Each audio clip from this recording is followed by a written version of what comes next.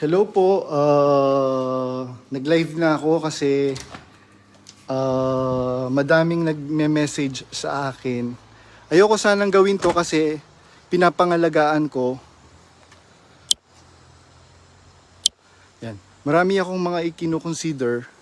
Unang-una, yung mga kapatid na mission ko, yung mga pamilya ko na na-mission ko sa awa ng Panginoon, yung mga kapatid na dating nanlalamig na napabalik loob ko sa awa ng Panginoon.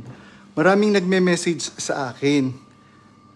To be honest po, nung mga nakakaraan, sobrang busy ko kasi bukod sa hiniram ako nung amo ko, ay nung kabilang hotel, kagaya nung huling video ko.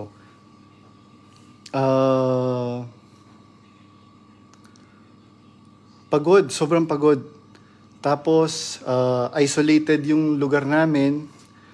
Nagulat ako, ang daming nagme-message sa akin na nagre-reach out, na nagulat sila, na lumalaban na daw ako sa aral, nagsasalita na daw ako ng laban sa aral, lumalaban na daw ako kay Kuya Daniel.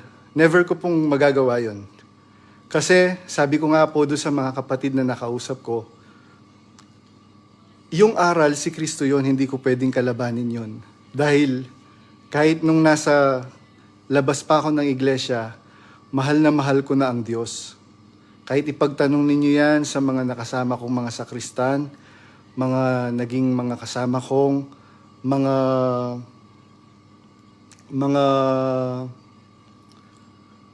naglilingkod sa simbahan, kahit nung nasa Katoliko pa ako. Nung narinig ko si Brad Eli, malaking turning point yon sa buhay ko na malaking desisyon na major decision yon sa buong buhay ko. Bakit? Nang una, alam ko na maraming magagalit sa akin dahil lumaki ako sa simbahan. Pero sabi ng Panginoong Jesucristo, ang umiibig sa kanyang ama, ina, kapatid na lalaki at babae nang higit sa akin, hindi karapat-dapat sa akin. Kaya nagugulat ako sa mga messages sa akin na pinapablock na daw ako sa buong iglesia dahil lumalaban na daw ako, nagsasalita na daw ako ng laban sa aral, lumalaban na daw ako kay Kuya Daniel. Wala pong ganun. Kaya nga yung mga kapatid, nire-review nila yung video na sinasabi nilang nagsasalita na ako ng laban kay Kuya Daniel, laban sa aral. Wala pong ganon. Mahal ko po ang iglesyang ito. Mahal na mahal ko. Kaya namimiss ko si Brother Eli kasi nakita ko yung pagmamalasakit ni Brother Eli sa amin. Ayoko po sanang gawin ito dahil minahal ko po sila. Ayoko mag-mention ng name dahil sa puso ko, mahal ko sila, minahal ko sila.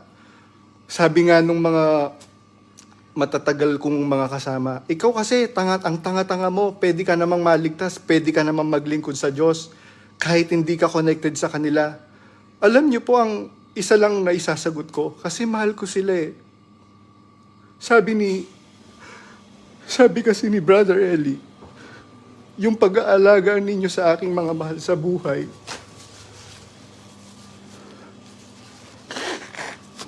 malaking tulong nyo na po sa akin yun, mga kapatid.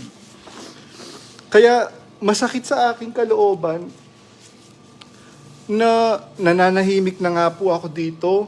Ang layo-layo ko na sa Pilipinas.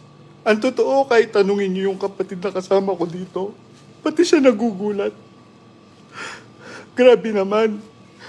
Kinausap ka ba? Nag-imbestiga pa sila? Kasi wala akong ginawang o sinabing laban sa aral. Siguro may mga nasaktan dahil totoo naman yung sinabi ko eh.